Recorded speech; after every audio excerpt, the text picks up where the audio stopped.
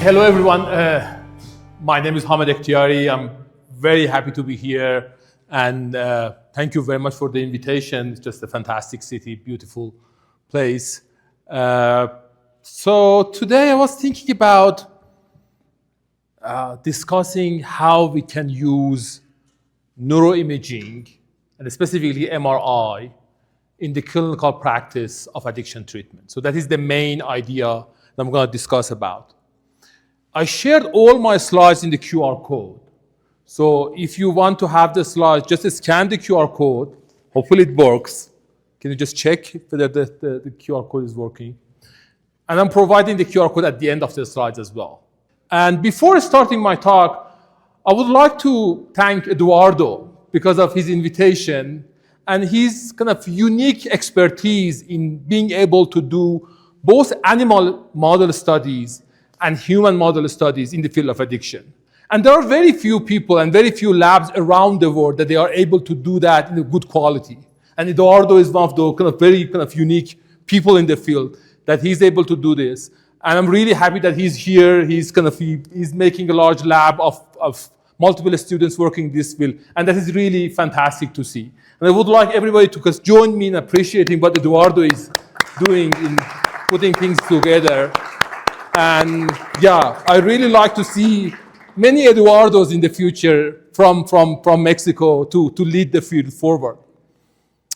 I'm based in the University of Minnesota, as others mentioned. And in the University of Minnesota, there are specific things that we are very proud of. One of them is what we call Center for Magnetic Resonance Imaging, which is one of the centers that many of those who have been involved in the first fMRI studies, they are already working there.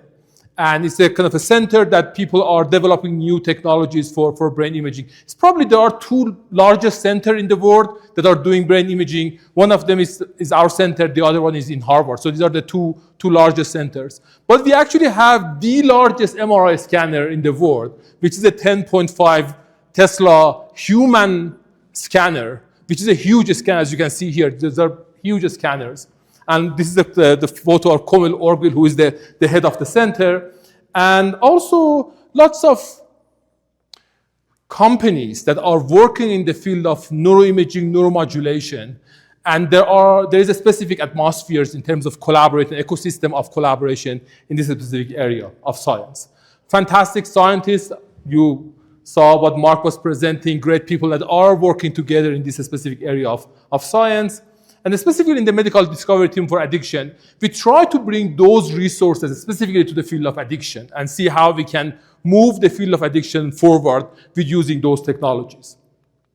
The great people that are, great collaboration within that community. And my lab is mainly focused on using brain stimulation technologies in the field of addiction and developing specific interventions to treat people with substance use disorder.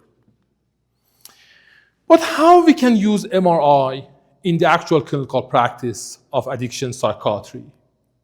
How many of those people who are in this room, they are already seeing patients with substance use disorder? So some of the people in the room, they are seeing patients with substance use disorder. And when I want to discuss about things like biomarkers, and asking you questions about what is COU in the field of biomarkers. Who knows what is COU? Who knows what is NNS for MRI? And when I say I want to bring MRI to the daily clinical practice of addiction psychiatry, what would be the first thing that comes to your mind? Any chance that we can use it to see how brain changes is happening? What are the other things that comes first when I say, okay, from 2 years from now, I want to use MRI for every single patient that you have with addiction? How that kind of activates your brain in terms of what are the challenges that you see for that? One of the first things that people start to think is just MRI is expensive. So if you want to bring it to the clinical practice of addiction psychiatry, who is going to pay? So it is an expensive technology.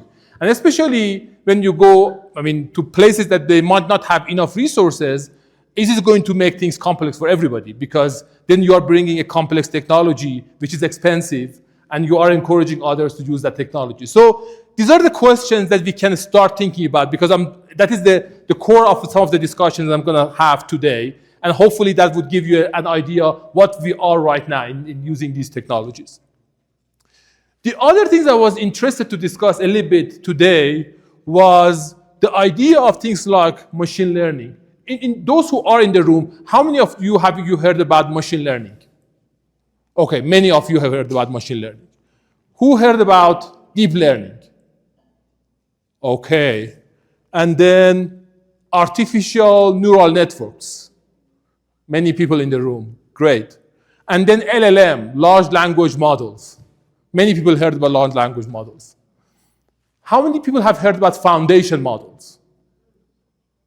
Few people. Okay. And then digital twin brains. Okay. And in the room, who is using ChatGPT in the room?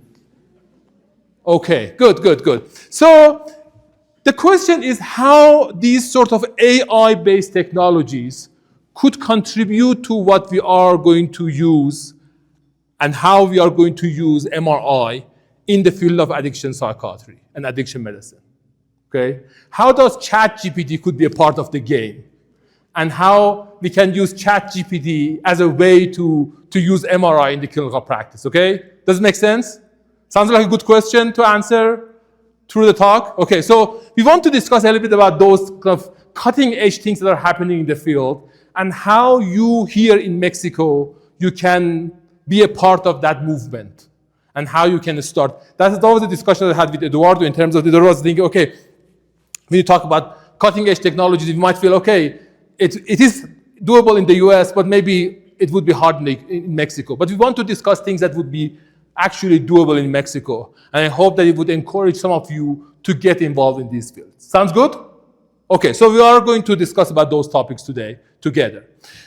So before starting going to the details, what is the prevalence of substance use disorder in general population around the world? 10%? Okay. Those who had substance use disorder during last year. Prevalence of substance use disorder during last year. Those who would be diagnosed with substance use disorder during last year. What is going to be the percent?